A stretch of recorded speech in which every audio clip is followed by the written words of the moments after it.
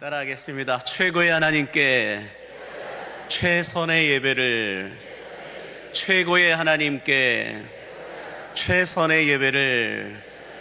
오늘 또 최고의 하나님께 최선의 예배를 드리는 여러분 모두에게 한번 보여주실까요? 더 하시는 하나님의 은혜와 다 하시는 하나님의 능력이 충만하게 쏟아부어지게 되기를 예수님의 이름으로 간절히 축복합니다. 윗분에게 인사하겠습니다. 하나님은 당신의 예배를 주목하고 있습니다 라고 인사해 주세요. 우리 지난주 우리는 이 잠언 29장 18절에 있는 말씀처럼 백성이 묵시가 없으면 방자히 행하지만 율법을 지키는 자는 복이 있다라고 말씀을 드렸습니다. 다시 말해서 비전이 있는 교회와 인생은 복이 있지만 비전이 없는 교회와 인생은 쇠퇴하게 된다라고 말씀을 드렸습니다. 비전이 있는 도시는 복을 받게 되어 있지만 비전이 없는 도시는 쇠퇴할 수밖에 없다라고 말씀을 드렸는데요. 비전과 야망도 여러분 마찬가지입니다. 야망은 언제나 주어가 자기 자신에게 주어져 있습니다. 그래서 내가 하고 싶은 것을 하는 것이지만 비전의 주어는 언제나 하나님으로서 하나님이 하시고 싶은 일들을 하는 것이 비전이고 카존이다라고 말씀을 드렸습니다. 뿐만 아니라 하나님께서 주시는 이 비전을 우리가 알기 위해서는 말씀을 배워야 한다라고 말씀을 드렸는데요. 그러면 무엇이 하나님의 말씀인가에 대해서는 우리가 칼바르트라고 하는 사람이 말한 말씀의 삼중성에 대해서 말씀을 드렸어요. 한번 보여주시면 첫 번째는 계시된 말씀, 두 번째는 기록된 말씀, 세 번째는 선포된 말씀에 대해서 말씀하고 있습니다. 다시 한번 보여줄까요? 칼바르트의 말씀의 삼중성, 다시 한번 다음 거 한번 보여주세요. 첫 번째는 계시된 말씀으로서 예수 그리스도에 대하여서 말씀하고 있고, 두 번째는 기록된 말씀에 대해서 성경을 통하여 우리는 하나님의 말씀을 알 수 있고, 세 번째는 선포된 말씀, 설교를 통하여 하나님의 말씀이 무엇인가를 알 수 있다라고 말씀을 드렸습니다. 그러므로 바라기는 모든 설교의 표적은 나를 향하여 있어야 한다라고 하는 이 찰스 스펄전 목사님의 이 말씀처럼 오늘 또 여러분들 말씀을 들을 때에 나를 향한 하나님의 말씀으로 들으심으로 말미암아 더 하시는 하나님의 은혜와 다 하여 주시는 하나님의 은혜가 여러분 모두에게 충만하게 쏟아부어지게 되기를 예수님의 이름으로 간절히 축복합니다. 자, 그렇다면 오늘은 이 하나님의 능력을 경험하는 교회에 대하여서 함께 말씀을 살펴보고자 하는데요. 여러분, 하나님의 말씀과 능력은 언제나 함께 작동되어져야 하나님의 역사가 나타난다라고 성경은 우리에게 말씀해주고 있는데, 고린도전서 4장 20절에서 바울은 이런 말씀을 기록해 놨어요. 같이 보겠습니다. 하나님의 나라는 말에 있지 아니하고 오직 능력에 있음이라 라고 말씀하고 있습니다.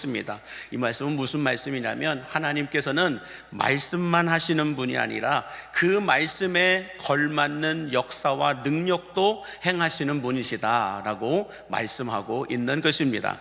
뿐만 아니라 역대하 16장 9절에도 보면 이런 말씀이 기록되어 있어요. 같이 함께 보겠습니다.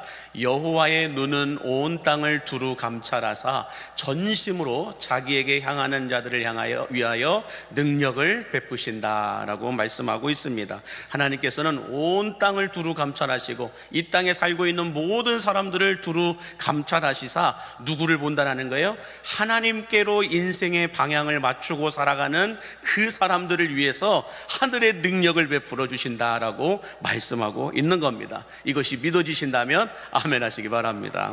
뿐만 아니라 예수님께서도 누가복음 4장 14절에서 이런 말씀을 하고 계세요. 함께 같이 보겠습니다. 예수께서 성령의 능력으로 갈릴리에 돌아가시니 그 소문이 사방에 퍼졌다라고 말씀하고 있습니다. 예수님께서도 말씀만 하시지 않고 성령의 능력으로 그 말씀에 합당한 이 일들을 복음을 전하셨다라고 말씀하고 있는데, 실제적으로 예수님이 예수님의 제자 제자들을 부르셔서 또 말씀하실 때에도 그냥 말씀만 하시지 않고 그 말씀에 걸맞는 능력과 권위도 부어주셨다라고 말씀하고 있는데, 그 말씀이 누가복음 9장 1절과 2절에 이렇게 말씀합니다. 같이 볼까요? 예수께서 12 제자를 불러 모으사 모든 귀신을 제어하며 병을 고치는 능력과 권위를 주시고 하나님의 나라를 전파하며 앓는 자를 고치게 하려고 내보내셨다라고 말씀하고 있습니다. 예수님의 제자들에게는 이런 능력과 권위를 부어주셔서 복음을 전하라고 부르셨고 보내셨다라고 말씀하고 있습니다. 여러분들도 주님이 부르셨음을 믿으시기 바랍니다. 부르셨는데 그냥 부르시기만 한 것이 아니라 다시 보내시는 분이심을 믿으시기 바랍니다. 하나님이 찾으시는 분이 있고 보내시는 분이 있다라는 거예요. 하나님이 부르시는 분이 있고 보내시는 분이 있다라는 거예요. 근데 보내실 때는 아무나 보내시지 않고 하나님의 나라를 전파할 수 있는, 그 전파하는 가운데 필요한 능력과 권위도 부어주시면서 보내셨다라고 말씀하고 있습니다. 그러므로 여러분, 우리가 예배만 드리면 아무 일도 일어나지 않습니다. 그러나 예배를 드리고 세상에 나가서 예수 복음을 전파하면 그때부터 능력과 권위가 나타나게 됨을 믿으시기 바랍니다. 뿐만 아니라 오늘 본문에서 사도 바울도 똑같은 말을 하고 있는 걸 볼 수가 있어요. 말만 하지 말고 능력도 우리에게 나타나게 하셨다라는 말씀을 기록하고 있는데, 4절과 5절 말씀 같이 함께 보겠습니다. 시작. 내 말과 내 전도함이 설득력 있는 지혜의 말로 하지 아니하고 다만 성령의 나타나심과 능력으로 하여 너희 믿음이 사람의 지혜에 있지 아니하고 다만 하나님의 능력에 있게 하려 하였노라. 아멘. 여러분들, 바울이 복음을 전하고 전도하는 것도 설득력 있는 지혜의 말로만 하지 않았다라는 거예요. 그 말에 걸맞는 능력도 하나님께서 행하시도록 은혜를 베풀어 주셨다라고 바울은 고백하고 있는 걸 볼 수가 있습니다. 그러므로 여러분, 교회는 말씀만 강조해도 안 되고 은사와 능력만 강조해도 안 됨을 믿으시기 바랍니다.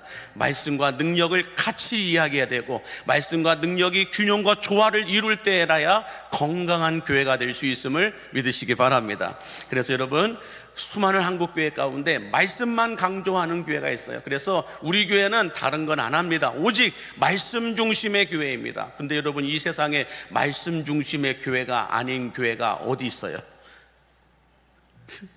말씀 중심의 교회가 아닌 교회가 어디 있냐고. 다 말씀 중심의 교회예요.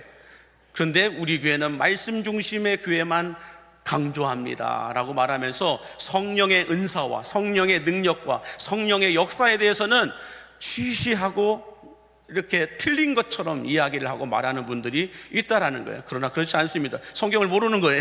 성경은 언제나 말씀과 성령의 능력을 같이 균형과 조화를 이루어야 된다라고 말씀하고 있는 걸 볼 수가 있어요. 그 말씀이 예수님께서 직접 하신 말씀이에요. 우리 마태복음 22장 29절 함께 같이 보겠습니다. 시작. 예수께서 대답하여 이르시되 너희가 성경도 하나님의 능력도 알지 못하는 거로 오해하였도다 라고 말하고 있어요. 이 서기관과 바리새인들과 같은 율법주의자들은 말씀만 강조하거든요. 그러다 보니까 너희가 성경도 하나님의 능력도 알지 못하는 거로 오해하였도다, 신앙생활을 건강하게 하지 못한다라고 말씀하고 있는 거예요. 그러므로 여러분, 성경을 모르고 하나님의 능력도 모르면 우리는 치우친 신앙생활을 할 수밖에 없어요. 편협한 신앙생활을 할 수밖에 없다라는 것입니다. 그래서 예수님은 말씀과 능력의 균형과 조화를 이루어야 한다라고 분명하게 말씀해 주고 있는 것입니다. 자, 그래서 이 말씀과 성령의 능력의 조화를 이루어야 된다, 균형을 이루어야 된다라고 예수님이 직접 말씀하셨는데, 그 이유가 뭘까요? 왜 교회는 말씀과 능력의 균형과 조화를 이루어야 한다, 말씀만 강조해도 안 되고 성령의 능력만 강조해도 안 된다라는 거예요. 그래서 저희가 통합측입니다. 성령의 불불불불불만 외치지 않고 이렇게 율법적으로 성경 말씀만 외치지 않아요. 말씀과 성령의 능력을 같이 이야기하는 통합측입니다. 자, 그렇다고 한다면 왜 예수님은 말씀과 성령의 능력의 조화를 이루어야 된다라고 말씀하셨을까? 그 이유는 한번 보여주시겠어요? 말씀의 하나님의 말씀과 성령의 능력만이 교회가 세상과 마귀를 대적할 수 있는 유일한 무기로 하나님이 허락하셨기 때문이다라고 말씀하고 있는데, 그 말씀이 고린도후서 6장 7절에 이렇게 말씀하고 있어요. 같이 보겠습니다. 진리의 말씀과 하나님의 능력으로 의의 무기를 좌우에 가지라라고 말씀하고 있어요. 교회가 하나님의 말씀, 진리의 말씀과 하나님의 능력, 이 의의 무기를 좌우에 가지고 있어야 된다는 거예요. 한쪽만 갖고 있어도 안 된다는 것입니다. 우리들의 신앙생활도 건강한 신앙생활이 뭔지 아세요? 말씀만 있는 신앙생활이 아니라 삶 속에서 말씀의 체험이 있고 말씀의 능력이 있는 신앙인이 건강한 신앙인이라는 거예요. 그러므로 여러분, 말씀만 이야기하지 마세요. 삶 속에서 말씀의 능력을 체험해야 돼요. 말씀의 은혜를 체험하셔야 돼요. 주일날에만 말씀을 듣고 평상시에는 아무런 말씀의 체험도 없고 은혜도 없고 능력도 없다고 한다면 여러분들 치우쳐져 있는 건강하지 못한 신앙인이라는 거예요. 그러므로 주일날 말씀을 들었으면 우리는 어떻게 해야 돼요? 삶 속에서 그 말씀의 능력을 체험하는 성도가 건강한 성도고 균형 잡힌 영성을 가진 성도임을 믿으시기 바랍니다. 그래서 초대교회에서부터 사도 바울이 세웠던 모든 교회들은 말씀만 강조하지 않고 성령의 역사와 능력도 동일하게 강조하였다는 것을 알 수가 있는데, 그 대표적인 교회로 데살로니가 교회가 있는데, 데살로니가전서 1장 5절에 보면 바울이 이렇게 말하고 있습니다. 시작. 이는 우리 복음이 너희에게 말로만 이른 것이 아니라 또한 능력과 성령과 큰 확신으로 된 것이다. 이 교회가 세워진 것은 말씀으로만 세워진 것이 아니라는 거예요. 말씀으로만 세워진 것이 아니고 오한 능력과 성령과 큰 확신으로 인하여 세워져 가게 되었다라고 말씀하고 있는 겁니다. 그러므로 여러분들 이 말씀이 너무 중요합니다. 다 노트에다 적어 놓으세요. 다음 주에 시험을 볼 거니까. 한번 보시겠습니다. 띄워주시겠어요? 말씀 없는 능력은 위험하고 능력 없는 말씀은 무기력하기만 한다는 거예요. 무슨 말씀일까요? 수많은 성령 사역자들이 성령의 은사, 성령의 능력을 강조한 나머지 말씀이 없는 성령의 역사와 능력만 강조하다 보니까 신비주의에 빠져버리는 거예요. 그래서 뭔가 음성을 들었다, 뭔가 환상을 보았다, 뭔가 주님께서 보여주셨다라고 말씀들을 하시면서 너무 위험한 말들을 함부로 쏟아낼 때가 있어요. 그러나 여러분, 성령의 역사는 말씀 안에서 역사하심을 믿으시기 바랍니다. 말씀 밖으로 나간 적이 없어요. 성령의 역사는 말씀 안에서만 역사하시는 분이 성령님이심을 믿으시기 바랍니다. 그러므로 말씀 없는 능력은, 말씀 없는 성령의 은사와 역사와 권세는 여러분 정말 위험한 거예요. 신비주의에 빠질 뿐만 아니라 귀신들도 역사하기 때문에 그렇습니다. 말씀 없이 역사되어지는 능력은 위험한 건데 왜 위험하냐? 귀신들도 마귀들도 그렇게 역사할 수 있기 때문에 그렇다는 거예요. 그러나 능력이 없는 말씀은 뭘까요? 능력이 없는 말씀은 무기력하기만 해요. 기독교인들이 말만 잘한다고 얘기해요. 예수 믿는 사람들이 말만 잘한다고 얘기해요. 왜 그럴까요? 삶 속에서 능력을 보여준 적이 없어요. 삶 속에서 하나님의 권세와 하나님의 역사를 기독교인들이 보여준 적이 없는 거예요. 말씀만 있고 능력이 없는 거예요. 그러므로 말씀 없는 능력은 위험하고 능력 없는 말씀은 세상 속에서 무기력할 수밖에 없다라는 것입니다. 그러므로 우리 광립교회는 하나님의 말씀과 성령의 능력이 동시에 강조되고 동시에 집중되고 동시에 나타남으로 말미암아 우리 광림의 성도들은 주일날 말씀만 듣고 끝나는 것이 아니라 말씀 들은 것을 삶 속에서 옮겨짐으로 말미암아 삶 속에서 하나님의 능력을 체험하고 경험하는 은혜가 쏟아부어지게 되기를 예수님의 이름으로 간절히 축원합니다. 자, 그러면 우리가 지난 시간에는 묵시가 없으면 백성이 방자에 행한다고 하면서 하나님의 말씀에 대해서 무게를 가지고 함께 말씀을 나누었다면, 오늘은 능력을 가지고 능력을 어떻게 하면 체험할 수 있을까, 능력에 대해서 함께 말씀을 살펴보기를 원하는데요. 첫 번째로 우리가 성령의 능력을 체험하기 위해서는, 경험하기 위해서는 어떻게 해야 되느냐? 첫 번째는 말씀에 순종할 때 능력을 체험하게 됨을 믿으시기 바랍니다. 말씀에 순종할 때, 하나님의 말씀에 순종할 때 능력을 체험한다고 하는데, 여러분들 성경에 기록되어 있는 모든 기적과 능력들은 여러분들 예외 없이 모두 다 말씀에 순종하였을 때 나타나고 일어났음을 믿으시기 바랍니다. 성경에 기록되는 모든 기적과 능력은 여러분 다 읽어보십시오. 말씀에 순종하였을 때에 그때 역사가 일어나고 능력이 나타났다라는 거예요. 몇 가지를 우리가 살펴보긴다면, 여러분 우리가 잘 알고 있는 여리고성이 어떻게 해서 무너졌을까요? 여리고성이 무너진 이유가 무엇 때문에 무너졌을까요? 다른 거 없어요. 하나님의 말씀을 들은 이스라엘 백성들이 7바퀴를 도는 거예요. 매일 한 바퀴씩 돌다가 마지막 날은 7바퀴를 돌라 하셔서 돌았어요. 또 돌 때 그냥 돌지 말고 침묵하라고 하셔서 아무 말 없이 돌았어요. 그리고 마지막 7바퀴를 돌고 난 다음에 소리를 외치라고 해서 소리를 외쳤을 뿐이에요. 그렇게 순종하였을 뿐인데, 그렇게 순종하였더니 초롱성 같은 여리고성이 무너졌음을 믿으시기 바랍니다. 말씀에 순종하였을 때 여리고성이 무너진다라는 거예요. 이것만 있을까요? 여러분들 아람 군대 장관이었던 나아만 장군이 있죠. 문둥병에 걸렸던 나아만 장군도 여러분들 문둥병에 걸려서 이걸 치료받기 위해서 이스라엘 땅까지 왔는데, 이스라엘 땅에 와가지고 하나님의 사람 엘리사 선지자의 말을 들었더니 엘리사 선지자가 나와보지도 않고 저 요단강에 가서 7번 목욕을 하라고 얘기합니다.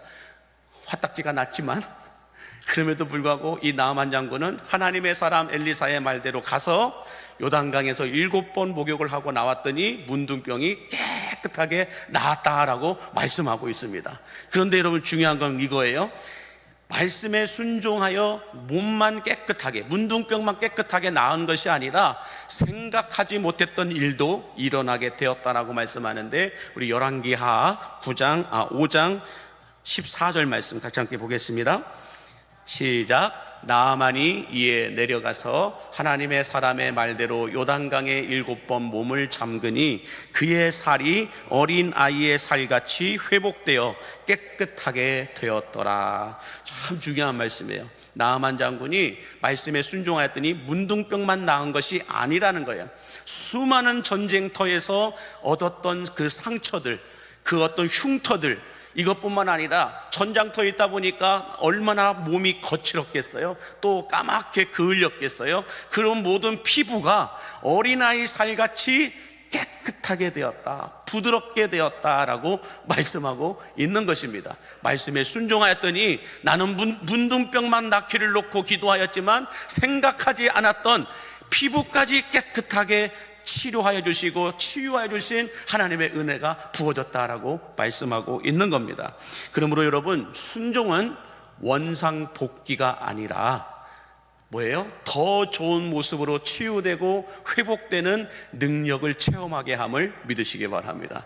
말씀에 순종하게 되면 내가 생각했던 원상복귀가 아니고요, 내가 생각했던 것만 이루어지는 것이 아니고요, 내가 생각하지 못했던 더 좋은 것까지도 채워주시고 부어주시는 은혜가 있음을 믿으시기 바랍니다. 또 여러분 이것만 있을까요? 요한복음 2장에 가서 보면은 물이 포도주로 바뀌는 역사가 있죠. 근데 여러분, 물이 포도주로 어떻게 바뀌었을까요? 하인들의 순종이 있었기 때문임을 믿으시기 바랍니다. 예수님이 포도주가 떨어지자 이렇게 돌 항아리에다가 물을 채우라고 하죠. 그러자 하인들이 아귀까지 물을 채웠다라고 말해요. 그리고 예수님이 수리수리 마수리 한 것이 아니고 그냥 이제는 떠서 연회장에게 갖다 주라라고 말씀하시니 하인들이 그 말씀에 순종하여 그냥 떠서 갖다 주었을 뿐입니다. 그래서 어떻게 됐을까요? 물이 포도주로 바뀔 뿐만 아니라 연회장이 뭐라고 얘기해요? 그대는 처음부터 좋은 걸 주었지만 나중에 더 좋은 것을 주었다라고 말씀하고 있어요. 다시 말해서 여러분, 순종하여 만들어진 포도주는 첫 번째 포도주보다 더 좋은 맛을 나는 포도주로 바뀌었다라는 거예요. 물이 포도주로 바뀐 것도 기적인데 더 놀라운 건 뭐예요? 생각하지도 못했던 더 좋은 맛이 나는 포도주로 바뀌었다라는 거예요. 그러면 여러분, 우리가 말씀에 순종하게 되면 어떤 일이 벌어지게 될까요? 내가 소원하고 바라는 기도의 제목들 뿐만 아니라 그것보다도 더 생각하지 못했던 것들을 하나님이 채워주시고 공급하여 주시는 분임을 믿으시기 바랍니다. 그래서 여러분, 말씀에 순종할 때 생각하지 못했던 복이 우리에게 임하게 된다라는 거예요. 더 놀라운 건 여러분 여기에 있어요. 누가복음 5장에 가서 보면 시몬 베드로의 이야기가 나오는데 5절과 6절 같이 함께 보겠습니다.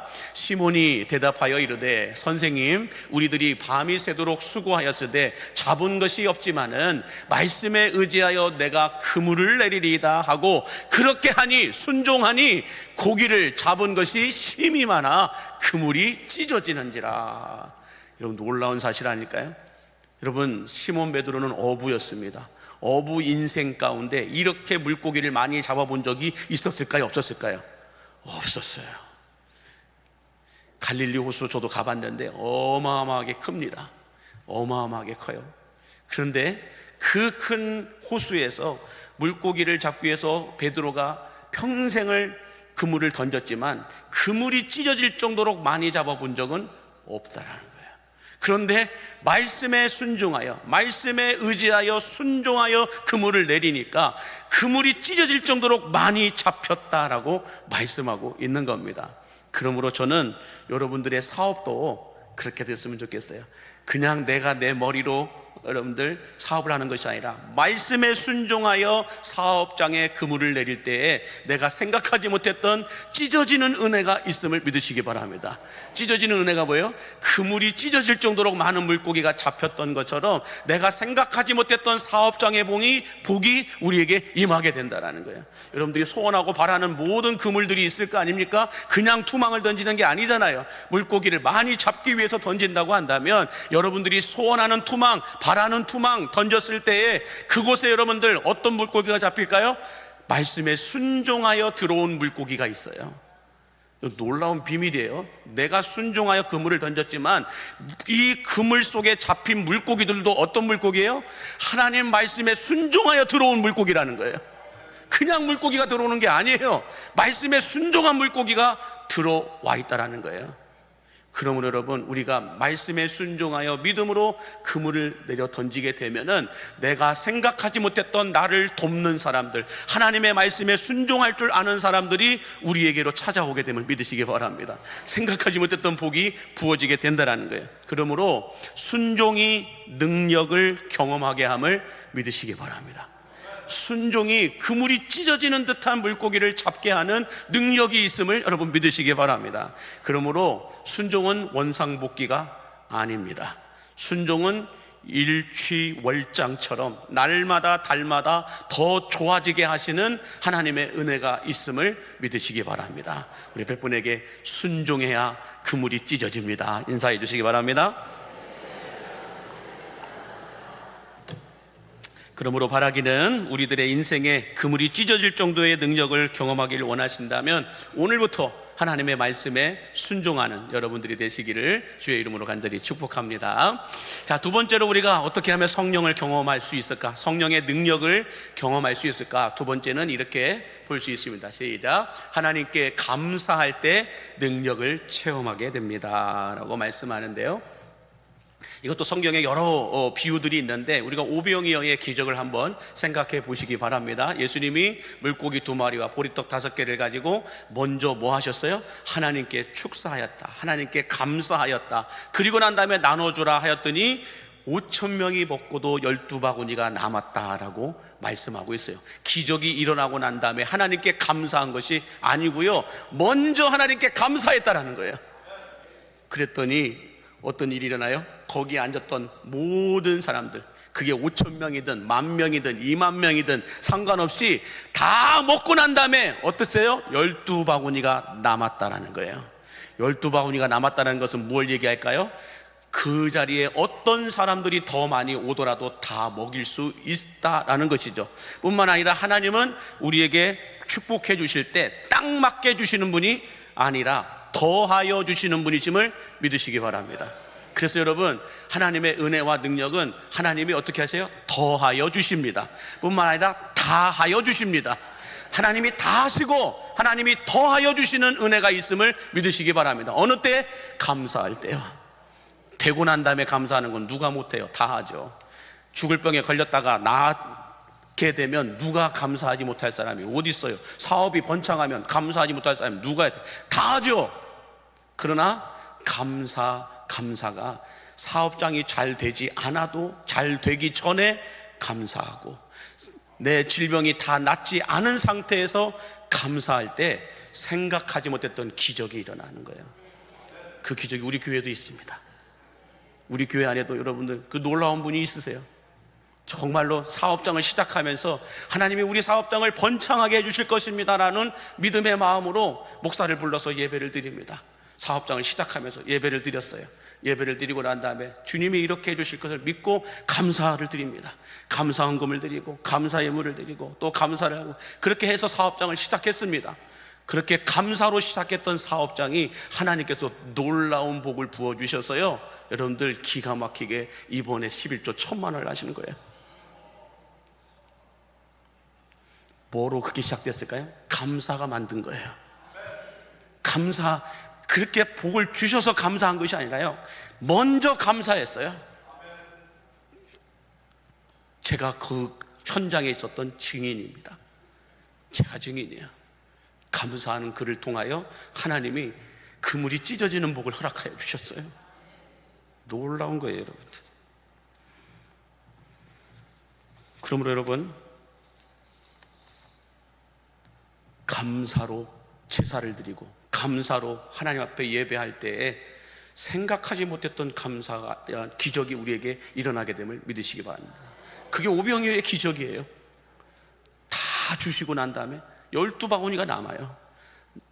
모자라지 않게 주시는 분, 그분이 하나님이심을 믿으시기 바랍니다. 뿐만 아니라 우리가 죽은 나사로를 예수님이 살리실 때도 어떻게 하셨을까요? 하나님 앞에 먼저 감사 기도를 해요.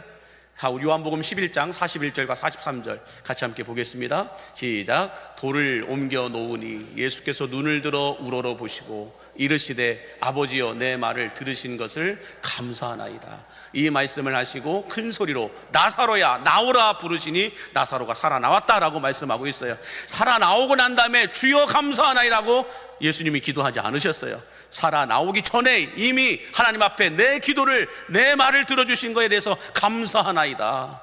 그렇게 감사하고 나니까 하나님이 어떻게 하세요? 감사하고 난 다음에 예수님이 나사로야 나오노라 말하니까 그때 살아나왔다라고 말씀하고 있는 것입니다. 그러므로 여러분, 기적은 하나님께 먼저 감사할 줄 아는 자들에게 일어나게 됨을 믿으시기 바랍니다. 다 잴 것 재고 나눌 것 나누고 난 다음에 남는 시간 주님 앞에 드리고 남는 것 주님 앞에 드리는 것이 아니라 먼저 주님 앞에 감사를 드릴 줄 아는 그 사람에게 하나님은 생각하지 못했던 기적을 우리에게 베풀어 주시는 분임을 믿으시기 바랍니다. 뿐만 아니라 하나만 더 묻는다면 요나를 한번 생각해 보십시오. 요나가 물고기 뱃속에 들어가 있는 상황, 그 상황이 여러분들 기분 좋은 상황일까요? 절망적인 상황이에요. 더 이상 살아나갈 수 있는 방법이 아무것도 없어요. 절망적인 상황이고 원망밖에 나오지 않는 상황이에요. 내가 왜 여기까지 내려오게 된 것일까? 원망할 사람들이 한두 명이겠어요? 불평할 일들이 한둘이겠어요? 이렇게 된 거에 대해서 이렇게 불평하고 저렇게 불평하고 이렇게 원망하고 저렇게 원망하는 거 얼마나 많겠습니까? 그래서 여러분들 요나서 2장을 읽어보면 요나가 물고기 뱃속에서 하나님 앞에 기도하는 내용들이에요. 기도하는 내용들에 대해서 쭉 보면 1절부터 이렇게 기도하고 저렇게 기도하고 이런 기도도 하고 저런 기도도 합니다. 불편한 기도도 하고 이런 기도도 합니다. 그럴 때까지는 하나님이 아무런 움직임이 없어요. 그러다가 요나서 2장 9절에 가서 여러분들 어떤 기도를 합니까? 요나가 한번 볼까요? 9절과 10절 시작. 나는 감사하는 목소리로 주께 제사를 드리며 나의 서원을 주께 갚겠나이다. 구원은 여호와께 속하였나이다 하니라. 여호와께서 그 물고기에게 말씀하시네 요나를 육지에 토하니라. 요나가 감사의 기도를 하니까 그때서야 하나님이 물고기에게 명하사 요나를 육지에 토해내라 라고 말씀하는 거예요. 8절까지는 아무 말씀이 없으세요. 아무런 움직임도 없으세요. 그냥 요나가 기도하는 대로 듣고만 계세요. 그러다가 요나가 감사의 기도가 터져 나오니까 그때서야 하나님이 물고기에게 명하여 기적을 베풀어 주십니다. 그러므로 여러분, 불평과 원망은 하나님의 기적을 가로막지만 감사는 하나님의 기적을 일으키는 버튼이 됨을 믿으시기 바랍니다. 우리가 감사의 기도를 할 때, 감사의 입술이 터져 나올 때에 여러분들 내 삶에, 내 인생에 하나님의 기적이 시작되는 버튼이 눌러지는 시간이 언제라는 거예요? 감사하는 시간이라는 거예요. 그런데 불평하고 원망하기 시작하면 내게 흘러들어오던 하나님의 영광이, 흘러들어오던 하나님의 은혜가, 흘러들어오던 하나님의 축복이 가로막아진다라는 거예요. 되는 일이 없다라는 거예요. 그러므로 지금 감사하시기 바랍니다. 다 되고 난 다음에, 다 이루어지고 난 다음에는 하나님께 감사하지 않아요. 왜요? 내가 한 거라고 생각하니까, 내가 했다라고 생각하니까 하나님께 감사하지 않아요. 근데 지금 아무것도 바뀐 것이 없어요. 아무것도 이루어진 것도 없어요. 그럼에도 불구하고 지금 감사한다는 것은 되든 안 되든 모든 것이 주님의 은혜입니다라고 감사하는 고백이라는 거예요. 그 고백이 터져 나올 때에, 그때 하나님이 구원의 버튼을 누리는 거예요. 축복의 버튼을 누르시는 거예요. 그게 바로 요나의 기도입니다. 요나가, 다시 한번 요나서 2장 9절과 10절 보여주시겠어요? 나는 감사하는 목소리로 주께 제사를 드리며 나의 소원을 주께 갚겠나이다. 구원은 여호와께 속하였나이다 라고 말씀해요. 구원은 여호와께 속하였나이다. 지금 요나가 뭘 기도하고 있어요? 주여 나를 이 물고기 뱃속에서 구원해달라고 기도하고 있는 거예요. 근데 그 구원의 버튼이 언제 눌러지는 거예요? 나는 주께 감사로 제사를 드리오니. 감사의 기도를 할 때에 요나의 소원하는 구원의 역사가 일어났다는 거죠. 그러므로 여러분, 아직 늦지 않았습니다. 감사로 여러분의 구원의 버튼이 눌러지고, 감사로 여러분의 인생의 축복의 버튼이 눌러지게 되기를 원하신다면 아멘 하시기 바랍니다. 자, 마지막으로 우리가 어떻게 하면 성령의 능력을 체험할 수 있을까? 그 세 번째는 우리가 하나님 앞에 기도할 때 능력을 체험하게 됨을 믿으시기 바랍니다. 우리 마가복음 9장에 가서 보면 어떤 내용이 있냐면, 이 말을 못하게 하는 귀신이 들린 아들이 있었는데, 그 아들을 가진 아버지가 아들을 데리고 예수님의 제자들에게 가서, 내 아들이 지금 말 못하게 하는 귀신이 들렸으니 이 귀신을 좀 쫓아내어 주십시오라고 예수님의 제자들에게 데리고 옵니다. 그래서 부탁을 해요. 근데 제자들이 못 쫓아내요. 그래서 산에서 내려오신 예수님에게 이 아버지가 다시 부탁을 합니다. 당신의 제자들에게 내 아들에게 붙어있는 이 귀신을 쫓아내어달라고 요청을 하였지만 쫓아내지 못했습니다. 그러니 주님이 내 아들에게 걸려있는 귀신을 쫓아내어 주십시오라고 부탁을 합니다. 그래서 예수님이 쫓아내어 주십니다. 그러자 그 은혜가 감사하여 이 아버지가 예수님과 제자들을 자기 집으로 초청해서 집으로 들어갑니다. 집으로 들어갔을 때에 예수님의 제자들이 조용히 예수님께 와서 뭐라고 얘기하냐면, 예수님, 우리들은 왜 저 아들에게 들렸던 귀신을 쫓아내지 못했습니까? 라고 묻습니다. 그러자 예수님이 뭐라고 말씀하세요? 마가복음 9장 29절 같이 함께 읽겠습니다. 시작. 기도 외에 다른 것으로는 이런 종류의 유가 나갈 수 없느니라. 여러분, 교회 다니면서 기도 안 하는 사람 참 많습니다. 예수 믿으면서 기도 안 하는 사람 참 많습니다.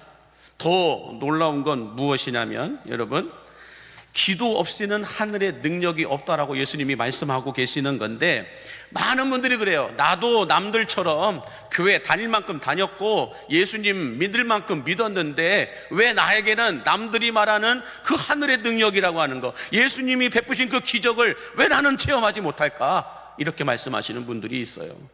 많은 분들이, 나도 교회 20년, 50년, 60년 다녔는데 왜 내게는 하늘의 은혜가 체험되어지지 않고 남들이 그렇게 부러워할 만큼 말하고 있는 하나님의 능력을 나는 왜 체험하지 못했을까? 그 하늘의 복을 나는 왜 받지 못할까? 이런 말씀들을 하시는 분들이 있어요. 그때 여러분들, 예수님 뭐라고 말씀하실까요? 야고보서 4장 2절입니다.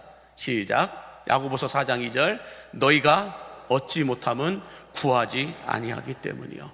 3절에 가서, 야고보 4장 3절에 가서 보면, 너희가 구하여도 받지 못하면 정욕으로 쓰려고 잘못 구하기 때문이다 라고 말씀해요.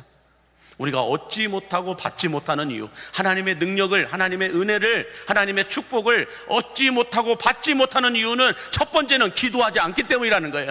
예배는 드리는데, 교회 와서 앉아있긴 한데 기도하지 않는다는 거예요. 뿐만 아니라 그의 기도는 해야죠. 그래도 내가 직분자인데, 그래도 내가 교회 목사이고 장로이고 안수집사이고 권사이고 집사이고 교회 안에 중요한 역할을 맡고 있는 직분자인데 기도해야지. 그래서 기도는 합니다. 근데 어떤 기도를 한다는 거예요? 정욕으로 쓰려고 잘못 구하기 때문이라는 거예요.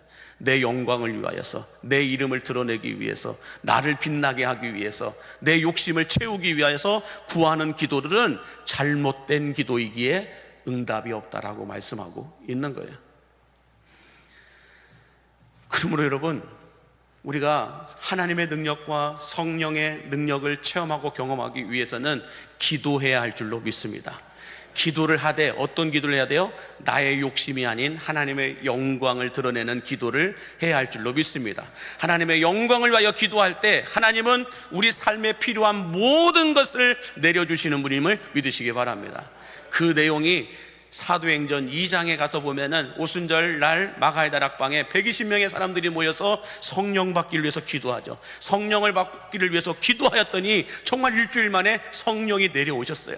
기도하는 그들에게 성령이 임했어요. 그랬더니 성령이 임한 그들을 통하여서 하나님의 능력이 이렇게 나타났다 저렇게 나타났다라고 하는 내용이 사도행전의 말씀입니다. 사도행전의 말씀이 어떤 말씀이냐면, 성령 받은 사람들이 예수님께 기도하여, 하나님께 기도하여 성령 받은 사람들이 어떤 능력을 체험하였는가, 그것을 기록해 놓은 책이 사도행전이라는 거예요. 그 사도행전이 28장까지 써내려져 있죠. 그러면 여러분들, 오순절 마가다락방에만 그 성령님이나 오늘 이 시대의 성령님이나 동일하신 분일까요? 아닐까요? 오늘 하시면 확신이 없으십니까? 우리가 믿는 하나님이 어제나 오늘이나 영원토록 동일하신 하나님이세요? 아니세요? 예, 우리가 믿는 예수님은 어제나 오늘이나 영원토록 동일하신 분이세요? 아니세요? 동일하신 분이세요. 그러면 우리가 믿는 성령님도 어떤 분이라는 거예요? 어제나 오늘이나 영원토록 동일하신 분이에요. 그러면 성경에 기록되어 있는 성령의 능력이 이 시대에도 나타날까요? 안 나타날까요? 나타나야 정상이에요. 왜요? 동일하신 하나님이니까, 동일하신 성령님이니까 나타나야 정상이라는 거예요. 중요한 건 나한테서 안 나타나고 있는 것이지, 성령의 능력은 이 시대에도 나타나고 있다는 걸 믿으시기 바랍니다. 그래서 우리가 지난번에 영화관에서 부흥이라고 한 영화를 보면서 이 시대에 하나님께서 어떻게 부흥을 일으키고 계시는가를 직접 우리가 눈으로 봤잖아요. 이 시대에 일어나고 있는 일들이에요. 그렇다고 한다면 여러분들, 오순절 마가의 다락방에 임한 그 성령으로 인하여 그 120명의 사람들, 예수님의 제자들을 통하여 역사되어졌던, 나타났던 그 성령의 능력이, 사도행전 28장까지 기록되어 있는 그 능력이 이 시대에도 나타나야 정상입니까? 아닙니까? 나타나야 정상입니다. 아멘이십니까? 그것을 우리는 사도행전 29장을 써내려가는 사람들이다라고 말하고 있는 거예요. 그래서 저는 여러분들의 인생이 사도행전 29장의 새 역사를 써내려갈 수 있게 되기를 축복합니다. 그래서 사도행전에는 여러분 좋은 말만 기록되어 있는 게 아니에요. 아나니아와 삽비라 같은 이야기도 있어요. 잘못 구하였던, 잘못 기도하였던, 성령을 속이려고 했던 그 사람들에 대한 이야기도 기록되어 있다는 거예요. 그러므로 저는 여러분들의 남은 인생이 사도행전 29장의 역사를 써내려가는 인생이 될 줄로 믿습니다. 그 인생 가운데 여러분들 어떤 역사를 써내려가기를 원하십니까? 아나니아와 삽비라와 같은 그런 이야기들, 멸망받고 책찍받았던, 징계받았던, 심판받았던 그런 이야기를 써내려가기를 원하십니까? 아니면 사도행전 29장에 있었던 성령의 역사와 능력을 체험하고 경험한 사람들의 이야기처럼 여러분의 이야기도 그렇게 써내려가기를 원하십니까? 그런 역사를 써내려가기를 원하신다면 뭐 해야 될까요? 기도하시기 바랍니다. 기도하면 성령이 임하심을 믿으시기 바랍니다. 그래서 우리가 예배대행진을 통하여서 예배 온도를 올리면서 하나님의 말씀이 들리고 하나님의 말씀이 믿어지고 하나님의 말씀이 나의 삶 가운데로 옮겨지기를 놓고 우리는 예배대행진을 하고 있습니다. 이게 예배 온도를 올린다, 영성 온도를 올린다라고 말씀하고 있죠. 그리고 우리가 기도 온도를 올리다 보면은 성령이 우리에게 임하실 줄로 믿습니다. 성령이 임하실 뿐만 아니라 성령이 임한 사람들은 분명히 전도의 온도도 올라가게 된다라는 거예요. 여러분들, 성령이 임한 사람들에게는 언제나 뭐예요? 예수 그리스도의 증인이 됩니다. 성령이 너에게 임하시면 너희가 권능을 받고 예루살렘과 온 유대와 사마리아와 땅끝까지로 내 증인이 되리라라고 말씀하고 있어요.